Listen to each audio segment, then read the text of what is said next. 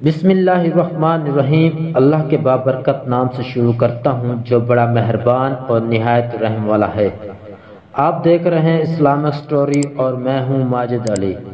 ناظرین، آج کا واقعہ ہے ہمارا حضرت نوح علیہ السلام کی کشتی کا۔ حضرت نوح علیہ السلام کی کشتی طوفان کے تھپیڑوں میں 6 ماہ تک چکر لگاتی رہی، یہاں تک کہ خانہ کعبہ کے پاس سے گزری اور کعبہ مکرمہ کا 7 چکر طواف بھی کیا۔ پھر اللہ تعالیٰ کے حکم سے یہ کشتی جودی پہاڑ پر ٹھہر گئی جو عراق کے ایک شہر جزیرہ میں واقع ہے۔ روایت ہے کہ اللہ تعالیٰ نے ہر پہاڑ کی طرف یہ وحی کی کہ حضرت نوح علیہ السلام کی کشتی کسی ایک پہاڑ پر ٹھہرے گی، تو تمام پہاڑوں نے تکبر کیا، لیکن جودی پہاڑ نے تواضع اور عاجزی کا اظہار کیا تو اللہ تعالیٰ نے اس کو یہ شرف بخشا کہ کشتی جودی پہاڑ پر ٹھہری۔ اور ایک روایت ہے کہ بہت دنوں تک اس کشتی کی لکڑیاں اور تختے باقی رہے تھے، یہاں تک کہ اگلی امتوں کے بعض لوگوں نے اس کشتی کے تختوں کو جودی پہاڑ پر دیکھا تھا۔ محرم کی 10ویں تاریخ عاشوراء کے دن یہ کشتی جودی پہاڑ پر ٹھہری۔ چنانچہ اس تاریخ کو کشتی کی تمام مخلوق یعنی انسان اور وحوش و طیور وغیرہ سبھی نے شکرانہ کا روزہ رکھا، اور حضرت نوح علیہ السلام نے کشتی سے اتر کر سب سے پہلے جو بستی بسائی اس کا نام سامانین رکھا۔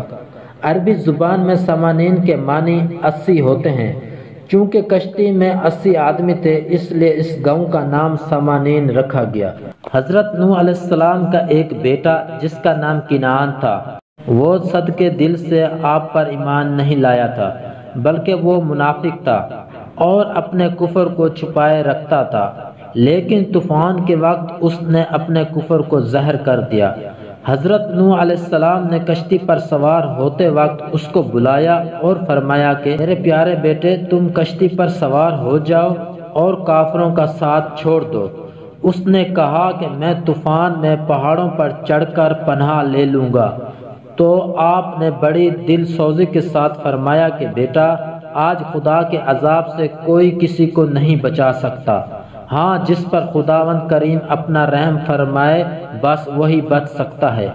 باپ بیٹے میں یہ گفتگو ہو رہی تھی کہ ایک زوردار موج آئی اور کنعان غرق ہو گیا، اور ایک روایت میں یہ بھی آیا ہے کہ کنعان ایک بلند پہاڑ پر چڑھ کر ایک غار میں چھپ گیا اور غار کے تمام سوراخوں کو بند کر لیا، مگر جب طوفان پہاڑ کی چوٹی پر ٹکرایا تو غار میں پانی بھر گیا، تو اس طرح کنعان غرق ہو گیا۔ بیٹے کو اپنے سامنے اس طرح غرق ہوتے دیکھ کر حضرت نوح علیہ السلام کو بڑا صدمہ و رنج پہنچا، اور آپ نے جناب باری تعالیٰ میں عرض کیا کہ اے میرے پروردگار، میرا بیٹا کنعان تو میرے گھر والوں میں سے ہے اور تیرا وعدہ سچا ہے اور تو حاکم ہے۔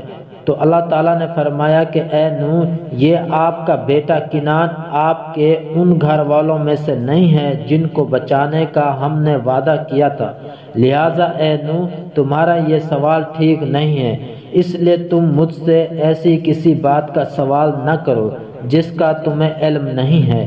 تو حضرت نوح علیہ السلام نے کہا کہ اے میرے پروردگار، میں تیری پناہ مانگتا ہوں کہ میں تجھ سے کسی ایسی بات کا سوال کروں جو مجھے معلوم نہیں ہے، اور اگر تو مجھے معاف فرما کر رحم نہ فرمائے گا تو میں نقصان میں پڑ جاؤں گا۔